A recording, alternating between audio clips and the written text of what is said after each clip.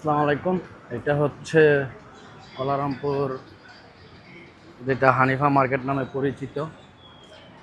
এই হচ্ছে হানিফা মার্কেট। এখানে যারা দেশে যাওয়ার সময় শপিং করতে এখানে আসেন, অনেক বাইরে আসেন এখান থেকে স্বর্ণের জিনিস কেনার জন্য। তাই হানিফা মার্কেট থেকে শপিং করার জন্য আসেন দেশে যাওয়ার সময়। তো আজকে নিয়ে আসলাম আপনাদেরকে এখানে।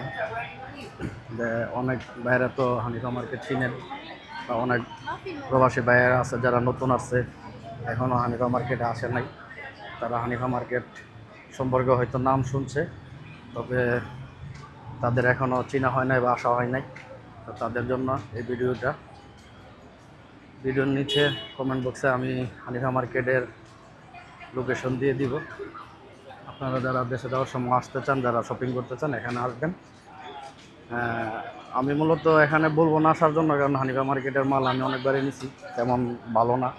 তারপরেও আমাদের বাংলাদেশি ভাইরা এখানে আসে নেওয়ার জন্য, অনেকের অনেক রকম রুচি, অনেক পছন্দ থাকে। তো আমি কখনো এখান থেকে মার্কেট করি নাই, দেশে যাওয়ার সময় আমি কোনো সময় করি নাই, আমি অন্য জায়গার থেকে করি।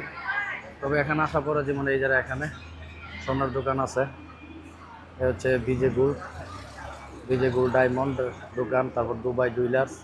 এখান থেকে জিনিস কেনার জন্য মাঝে মাঝে আসা পড়ে, তো সেই কারণে হয়তো আসি, কিন্তু হানিফা মার্কেটে কখনো আসা হয় না।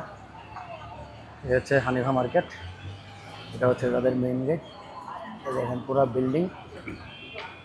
তো আপনারা চাইলে এখানে আসতে পারেন, আইসা আপনাদের মতো আপনারা মালামাল এখান থেকে নিতে পারেন। এখানে তবে বিশেষ করে এখানে চকলেটটা পাওয়া যায় ভালো, বিভিন্ন রকমের চকলেট। তো এখান থেকে এসে চকলেট নিতে পারেন।